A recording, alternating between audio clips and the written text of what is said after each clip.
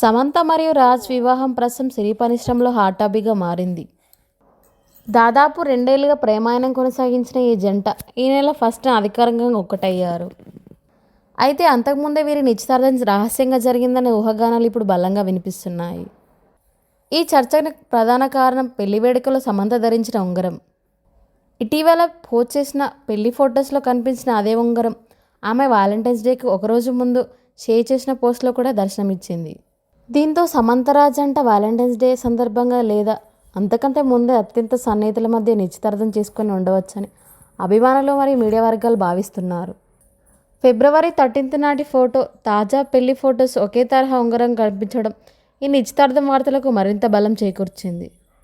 ప్రస్తుతం ఈ విషయం సోషల్ మీడియాలో వైరల్ అవుతుంది.